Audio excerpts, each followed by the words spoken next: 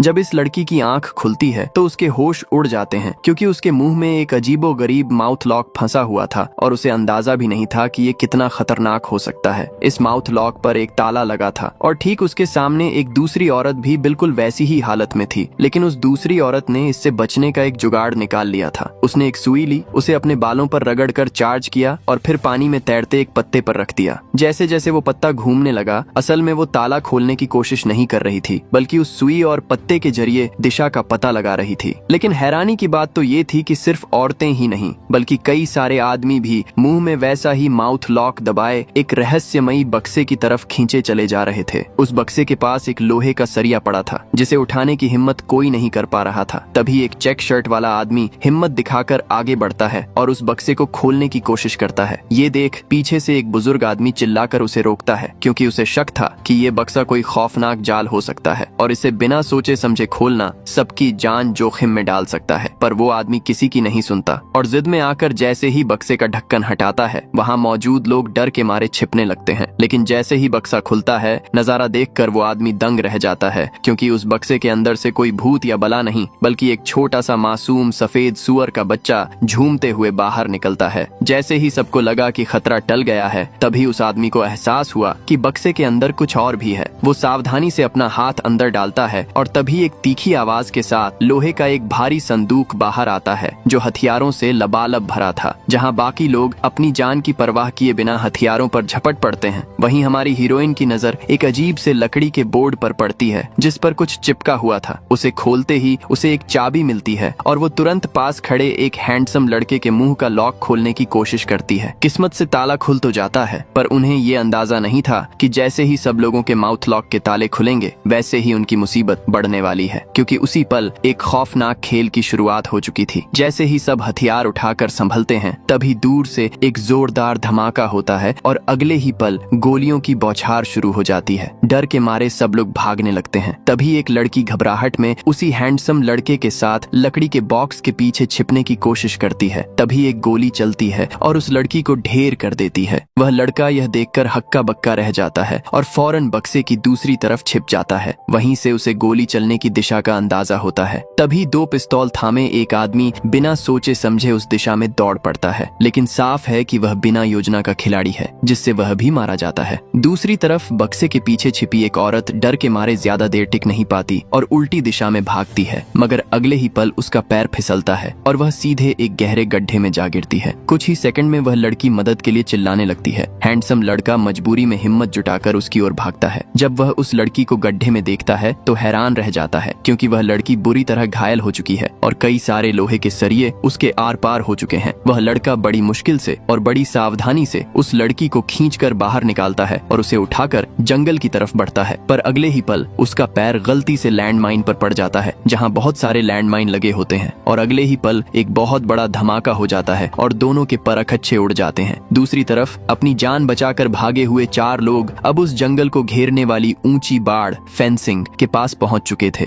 बिना वक्त गंवाए चारों ने उसे लांघने की कोशिश शुरू कर दी, लेकिन तभी अचानक हवा को चीरता हुआ एक तीर आता है, जिससे बाढ़ के ऊपर चढ़ रहा उस बुजुर्ग आदमी के हाथ पांव फूल जाते हैं और तभी एक के बाद एक कई तीर उसकी तरफ सनसनाने लगते हैं। बाहर खड़े साथी उसकी मदद करना चाहते थे, पर अगले ही पल एक तीर उस बूढ़े के शरीर के आर पार हो जाता है। दर्द से कराहने के बजाय उस बुजुर्ग का खून खौल उठता है और वह भागने का इरादा छोड़ अपनी पिस्तौल तानकर पलटवार कर देता है। लेकिन वे तीर एक अनजान रास्ते से आ रहे होते हैं, इसलिए उस हमलावर पर सटीक निशाना नहीं लग पाता। तभी एक और तीर उस बूढ़े इंसान को लगता है और फिर सीधा एक और तीर उसकी गर्दन को चीर देता है, जिससे उस बूढ़े का खेल वहीं खत्म हो जाता है। बाकी बचे 3 लोग किसी तरह जान बचाकर वहां से भागते हैं और उन्हें रास्ते में एक सुनसान गैस स्टेशन दिखाई देता है। तीनों हाथ में बंदूकें लिए पूरे टशन के साथ अंदर घुसते हैं, पर वहां उन्हें सिर्फ एक बुजुर्ग दंपत्ति पति पत्नी मिलते हैं। खतरा न देख तीनों अपनी बंदूकें नीचे कर लेते हैं और दरवाजा बंद करके वहां मोर्चा संभाल संभाल लेते हैं। उनमें से एक आदमी वहाँ का पता पूछकर पुलिस को फोन मिलाने लगता है, पर तभी पासा पलट जाता है। वे साधारण से दिखने वाले पति पत्नी अचानक बेहद शांत और गंभीर हो जाते हैं। इसी बीच उनके साथ आई लड़की दुकान में रखा कुछ खाने का सामान छकती है और पल भर में उसका चेहरा नीला पड़ जाता है। वह मुंह से झाग छोड़ते हुए वहीं ढेर हो जाती है। दोनों आदमी हक्के बक्के रह जाते हैं और इससे पहले कि नीली शर्ट वाला आदमी कुछ समझ पाता, वह दंपत्ति फुर्ती से गैस मास्क पहन लेते हैं और कमरे में जहरीली गैस का गोला फेंक देते हैं। सफेद शर्ट वाला आदमी तुरंत बेदम हो जाता है और जैसे ही नीली शर्ट वाला अपनी गन उठाने की कोशिश करता है, वह बूढ़ा उसे एक ही गोली में खत्म कर देता है। पलक झपकते ही तीनों का काम तमाम हो जाता है। इसके बाद वह शातिर कपल बड़े आराम से दुकान का वेंटिलेशन सिस्टम चालू करता है, जिससे जहरीली गैस निकल जाती है और खून खराबे के सारे निशान मिटाकर दुकान को फिर से पहले जैसा चकाचक कर देता है, जैसे वहाँ कुछ हुआ ही न हो। और तभी वहाँ ऐना नाम की एक लड़की दाखिल होती है। लेकिन ऐना बाकी शिकारों की तरह डरी सहमी नहीं थी। वह बड़े आराम से सिगरेट का पैकेट खरीदती है और दुकान की मालकिन से वे जिस जगह रहते हैं वहाँ का पता पूछती है। पर जैसे ही उस बुढ़िया का जवाब सही से नहीं मिलता, साथ ही वापस मिले हुए छुट्टे पैसों पर भी खून के दाग लगे होते हैं, तभी ऐना का माथा ठनक जाता है। उसे समझ आ जाता है कि कुछ तो गड़बड़ है। बिना एक पल गंवाए ऐना बुढ़िया के बाल पकड़कर उसे टेबल पर दे मारती है और पीछे फेंक देती है। तभी ऐना फुर्ती दिखाते हुए अंदर घुसकर बंदूक उठाती है और उस बूढ़े इंसान को भी मार देती है, जिसके बाद वह बुढ़िया को भी मार देती है और उन दोनों का काम तमाम करके दुकान से बाहर निकल आती है। बाहर खड़ी एक कार को देखते ही उसे पता चलता है कि उसकी नंबर प्लेट फर्जी है और कार के दरवाजे पर एक बारीक तार ट्रिप वायर बंधा है जो सीधे एक बम से जुड़ा था। तभी उस शातिर कपल के वॉकी टॉकी पर सिग्नल आता है। दूसरी तरफ बैठा शख्स जब उनसे संपर्क नहीं कर पाता तो हकीकत जानने के लिए एक ड्रोन भेजता है, पर ऐना की नजर से बचना नामुमकिन था। वह पलक झपकते ही उस ड्रोन को मार गिराती है। कंट्रोल रूम में बैठा शख्स फौरन समझ जाता है कि खेल बिगड़ चुका है और वह वॉकी टॉकी बंद कर देता है। तभी वहाँ मोटे भाई की एंट्री होती है जो ऐना का ही साथी था। वह भी ऐना की तरह ही इस खूनी खेल का एक और शिकारी था। दोनों अपनी जान बचाकर भागने लगते हैं और तभी सामने से एक ट्रेन आती दिखती है। वे फुर्ती से एक खुले हुए डिब्बे में चढ़ जाते हैं, पर अंदर का नजारा देखकर उनके होश उड़ जाते हैं। वहाँ पहले से ही कुछ अवैध प्रवासी इमिग्रेंट्स छिपे बैठे थे। मोटे भाई को लगा कि ये सब भी उन्हीं शिकारियों का हिस्सा हैं जो उन्हें मारने आए हैं और वह अपनी बंदूक तान देता है। उनके बीच काफी बातचीत के बाद दोनों को उन पर विश्वास होने लगता है कि उन्हें इनसे कोई खतरा नहीं है। लेकिन तभी अचानक ट्रेन रुक जाती है क्योंकि कुछ फौजी वहाँ रूटीन चेकिंग के लिए आ धमकते हैं। ऐना हालात की गंभीरता को भांपते हुए फौरन मोटे भाई की बंदूक फेंकवा देती है और दोनों हाथ ऊपर किए शांति से नीचे उतर जाते हैं और उन अवैध प्रवासियों को फौजियों ने अपने कब्जे में ले लिया होता है। मोटे भाई अपनी जान पर बनी आफत और उस खूनी खेल के बारे में फौजी अफसर को सब सच सच बता देता है। लेकिन अफसर को लगा कि शायद उसका दिमाग फिर गया है और वह उसे पागल समझकर वहाँ से जाने लगा। तभी उन प्रवासियों में से एक आदमी अचानक फर्राटेदार अंग्रेजी बोलने लगा, जिसे सुनकर मोटे भाई के कान खड़े हो गए। उसने तुरंत अफसर को रुकने के लिए कहा, पर तभी पास खड़ा टोपी वाला हैट गाय अपनी एक्टिंग शुरू कर देता है और अफसर को यकीन दिला देता है कि मोटे भाई की बातें बकवास हैं। अब अफसर का भरोसा पूरी तरह उठ चुका था। जैसे ही फौजी वहाँ से हटे, टोपी वाले ने अपना असली चेहरा दिखा दिया। उसने हंसते हुए मोटे भाई से कहा, ये सब प्रवासी तो असली हैं, बस मैं ही इनके बीच घुसा हुआ शिकारी हूँ। इन फौजियों का आना एक इत्तेफाक था, पर अब खेल बदल गया है। मैं चाहूँ तो तुम्हें भागने के लिए थोड़ा वक्त दे सकता हूँ और फिर तुम्हारा शिकार करूंगा। बोलो कैसा रहेगा? ये सुनते ही मोटे भाई का खून खौल उठा और उसने आव देखा न ताव सीधे उस पर झपट्टा मार दिया। हाथापाई के दौरान उस शिकारी के बैग से एक ग्रेनेड हथगोला नीचे गिर गया। मोटे भाई ने बिना देर किए वह ग्रेनेड उठाया और सीधे टोपी वाले की पैंट की जेब में ठूंस दिया। ये देखते ही आसपास मौजूद लोग अपनी जान बचाकर वहां से भागने लगे। टोपी वाले ने उसे बाहर निकालने की लाख कोशिश की, पर किस्मत ने उसका साथ नहीं दिया और अगले ही पल एक जोरदार धमाका हुआ जिसने उसका काम तमाम कर दिया। इस हंगामे के बाद ऐना को शरणार्थी शिविर रिफ्यूजी कैंप भेज दिया गया, जबकि मोटे भाई को कत्ल के इल्जाम में फौजी अपने साथ ले गए। शिविर में ऐना की मुलाकात इस हादसे में बचे हुए एक और बूढ़े इंसान से होती है जिसका नाम कजिन होता है। ये बुढ़ा वही इंसान होता है जिसे हमने शुरू में ही माउथ लॉक से बंधा हुआ देखा था और यह उन मारे गए लोगों के साथ वहीं मौजूद था। लेकिन ये किसी तरह वहाँ से बच निकलता है, इसलिए जल्द ही वहाँ का अफसर अमेरिकी दूतावास एम्बेसी के लोगों को बुलाता है और बचे हुए लोगों को घर छोड़ने को कहता है। कजिन को लगता है कि अब वह सुरक्षित है और वे दोनों दूतावास की गाड़ी में बैठ जाते हैं। रास्ते में ऐना अपनी आप बीती उस अफसर एम्बेसडर को सुनाती है, पर एम्बेसडर अचानक एक अजीब सवाल दाग देता है, आखिर उन्होंने तुम लोगों को ही शिकार के लिए क्यों चुना? क्या तुम लोगों ने पास्ट में कुछ गलत किया था? ये सुनते ही ऐना का माथा ठनक जाता है और उसे समझ आ जाता है है कि दाल में कुछ काला है। ऐना को तुरंत खतरे का एहसास होता है। वह कार का हैंडल पकड़ती है और पूरी ताकत से एक लात एम्बेसडर के सीने पर जड़ देती है। अगले ही पल वह चलती गाड़ी का दरवाजा खोलकर उस गद्दार एम्बेसडर को बाहर सड़क पर फेंक देती है। ऐना यहीं नहीं रुकती, वह गाड़ी पर कंट्रोल करती है और एम्बेसडर को कुचलने के लिए उसे पीछे की तरफ मोड़ देती है। पीछे बैठा कजिन टेंगे ये सब देखकर बुरी तरह डर गया, पर ऐना के पास सफाई देने का वक्त नहीं था। उसने गाड़ी रोकी और जैसे ही डिग्गी खोली, अंदर मोटे भाई की लाश पड़ी थी। कजिन को अब सब समझ आ गया कि ये दूतावास वाले भी उन्हीं शिकारियों से मिले हुए थे। ऐना को वहाँ से एक नक्शा मिला जिस पर शिकारियों के अड्डे की पूरी लोकेशन मार्क थी। कजिन ने हिसाब लगाया कि सुबह जब उनकी आंख खुली थी तब वे 11 लोग थे और अब सिर्फ वह अकेला ही जिंदा बचा है। ऐना जानती थी कि अगर वह अब भागी तो ये शिकारी उसे कभी चैन से जीने नहीं देंगे, इसलिए उसने तय किया कि भागने के बजाय अब वह खुद इन शिकारियों का शिकार करेगी। तभी वहाँ वही कपड़े पहना हुआ छोटा सुअर दिखाई देता है जो शुरुआत में बक्से से निकला था। अब सीन चेंज होता है, जहाँ रात के सन्नाटे में शिकारियों के अड्डे के बाहर एक शिकारी पेशाब करने के लिए बाहर आता है। तभी अचानक अंधेरे से कजिन बुढ़ा उसके सामने प्रकट होता है और दूसरी तरफ से ऐना आकर पलक झपकते ही उसका काम तमाम कर देती है। ऐना अब सीधे शिकारियों के कंट्रोल रूम की तरफ बढ़ती है। अंदर बैठे शिकारियों को आहट मिल जाती है और वे चौकन्ने हो जाते हैं। तभी अचानक कमरे के अंदर वही सुअर फेंका जाता है। शिकारी घबराकर उस पर अंधाधुंध गोलियां चला देते हैं, पर जब उन्हें एहसास होता है कि वह सिर्फ एक जानवर था तो उनमें से एक लड़की रोने लगती है क्योंकि वह उसका पालतू सुअर था। जैसे ही वे डीले पड़ते हैं, ऐना तूफान की तरह अंदर घुसती है और ताबड़तोड़ फायरिंग शुरू कर देती है। शिकारियों को संभलने का मौका तक नहीं मिलता। उनका ट्रेनर कोच ऐना की तरफ बढ़ने की कोशिश करता है, पर ऐना उसे वहीं ढेर कर देती है और फिर एक गोली सीधे उसके सिर के पार कर देती है। तभी सामने से एक शिकारी औरत उस पर तीर चलाती है, लेकिन ऐना फुर्ती से झपटकर उसी के तीर से उस औरत का काम तमाम कर देती है। अब उसकी नजर कोने में छिपे एक बूढ़े शिकारी पर पड़ती है। ऐना भागकर जमीन पर पड़ी राइफल उठाती है, पर वह बूढ़ा शातिर निकला। उसने चालाकी से राइफल की मैगजीन ही निकाल दी थी और अपनी जीत पर मुस्कुराने लगा, लेकिन उसे नहीं पता था कि ऐना कितनी मंझी हुई खिलाड़ी है। उसने चेक किया कि चैम्बर में अभी भी एक गोली बाकी है और बिना पलक झपकाए उस बूढ़े को वहीं ढेर कर दिया। इसके बाद वह स्नाइपर गन की पोजीशन पर पहुंचती है और दूर भाग रहे आखिरी शिकारी को भी एक सटीक निशाने से मौत की नींद सुला देती है। जैसे ही ऐना वहां से निकलने वाली होती है, वह कोच जिसे उसने मरा हुआ समझा था अचानक जिंदा होकर उस पर हमला कर देता है। पर ऐना रहम के मूड में नहीं थी। उसने दोबारा उसे बुरी तरह पीटा और बेहोश कर दिया। तभी ऐना बंदूक बूढ़े कजिन की तरफ तान देती है, जिससे वह डर जाता है और उसी वक्त पास पड़े वॉकी टॉकी से आवाज आती है। ऐना को शक होता है कि कजिन भी मिला हुआ है, क्योंकि वॉकी टॉकी से उसका नाम पुकारा जा रहा था। इसलिए वह बुढ़ा बंदूक निकालकर ऐना पर तान देता है और ऐना भी उस पर बंदूक ताने खड़ी रहती है और बूढ़े इंसान को बंदूक नीचे रखने को कहती है, जबकि कजिन बूढ़ा लाख कसम खाता है कि वह किसी को नहीं जानता, पर वह अपनी बंदूक नहीं छोड़ता, जिसके नतीजे में ऐना उसे एक ही गोली में खत्म कर देती है। इसी दौरान वॉकी टॉकी पर रहस्यमयी आवाज आ रही होती है। वह समझ जाती है कि उसके सभी लोग मारे जा चुके हैं, इसलिए रहस्यमयी वॉकी टॉकी की आवाज ऐना को खुली चुनौती देती है। ऐना मरते हुए कोच से उस रहस्यमयी वॉकी टॉकी वाली आवाज का पता उगलवाती है। पता चलता है कि उसका नाम एथेना है और वह पिछले 8 महीनों से स्पेशल ट्रेनिंग ले रही है और एक खतरनाक फाइटर है, जबकि कोच ऐना को डराता है कि वह तुम्हें फाड़ कर रख देगी, पर ऐना सिर्फ मुस्कुराती है। बातों बातों में कोच को एहसास होता है कि उन्होंने कितनी बड़ी गलती कर दी है। ऐना कोई मामूली लड़की नहीं, बल्कि अफगानिस्तान जंग की एक खूंखार रिटायर्ड फौजी थी, जबकि कोच और उसकी टीम तो जंग के नाम पर सिर्फ ट्रेनिंग लेने वाले बच्चे थे। पूरी जानकारी मिलते ही ऐना कोच को भी ठिकाने लगा देती है और निकल पड़ती है असली मास्टरमाइंड के ठिकाने की तरफ। ऐना अब सीधे मास्टरमाइंड एथेना के आलीशान बंगले पर पहुंचती है। जैसे ही वह दरवाजे पर पहुंचती है, एथेना इंटरकॉम से उसे चेतावनी देती है, अपनी बंदूक फेंक दो वरना तुम्हारे पैरों के नीचे बिछा C4 बम अब भी फट जाएगा। ऐना के पास कोई चारा नहीं था। वह निहत्थी होकर विला के अंदर दाखिल होती है। वहाँ एथेना बड़े इत्मीनान से नाश्ता बना रही थी। उसे पूरा यकीन था कि ऐना अब उसके चंगुल में है, इसलिए वह ऐना को इस खूनी खेल की सच्चाई बताने लगती है। एथेना बताती है कि 1 साल पहले उसने एक ग्रुप चैट में अपने साथियों से मजाक किया था कि उन्हें आम लोगों का शिकार, हंटिंग करके अपना तनाव दूर करना चाहिए, पर बदकिस्मती से वह चैट लीक हो गई। चूंकि उस ग्रुप में बड़े बड़े अरबपति शामिल थे, इसलिए इंटरनेट पर टहलका मच गया। कीबोर्ड वॉरियर्स और सोशल मीडिया यूजर्स ने इसे सच मान लिया और उन अमीरों को बुरी तरह ट्रोल करना शुरू कर दिया। नतीजा ये हुआ कि उन सब की इमेज बर्बाद हो गई और उन्हें उनके ऊंचे पदों से हटा दिया गया। अपना बदला लेने के लिए इन रईसों ने तय किया कि वे वास्तव में एक हंटिंग गेम शुरू करेंगे और उन लोगों को चुनेंगे जिन्होंने उन्हें सोशल मीडिया पर सबसे ज्यादा गालियां दी थीं। इसलिए शुरुआत के वे 11 लोग इसी तरह चुने गए थे। ये सब सुनकर ऐना को हंसी आ जाती है। ऐना एथेना से कहती है, तुमने बहुत बड़ी गलती कर दी है, तुमने गलत इंसान को पकड़ लिया। मेरे कस्बे में मेरे ही नाम की एक और लड़की है, लेकिन तुमने उसकी जगह मुझे उठा लिया, जबकि मैंने तो कभी तुम्हारे बारे में कोई कमेंट किया ही नहीं। तभी ऐना कहती है कि चलो जो हुआ अच्छा हुआ, और उसी पल दोनों के बीच एक भयानक खूनी लड़ाई शुरू हो जाती है। एथेना ने भले ही महीनों ट्रेनिंग ली थी, पर असली जंग लड़ चुकी ऐना के सामने वह महज एक नौसिखिया साबित होती है। ऐना बेरहमी से एक चाकू एथेना के पेट में उतार देती है और उसका खेल खत्म कर देती है। जीत के बाद ऐना बड़े आराम से एथेना का बनाया हुआ नाश्ता खाती है, उसके महंगे कपड़े पहनती है, हाथ में रेड वाइन लेती है, काला चश्मा लगाती है और उसी के पालतू कुत्ते को लेकर एथेना के प्राइवेट जेट में सवार हो जाती है। पायलट ऐना का खौफनाक रूप देखकर उसे घर ले जाने के लिए तुरंत तैयार हो जाता है। कहानी के अंत में ऐना प्राइवेट जेट की आलीशान सीट पर वेटर के साथ बैठकर वाइन और महंगी कैवियार का मजा ले रही होती है। वह पूरी तरह रिलैक्स महसूस कर रही होती है और यह कहानी यहीं खत्म हो जाती है। आपको यह मूवी की कहानी कैसी लगी कमेंट करके जरूर बताएं।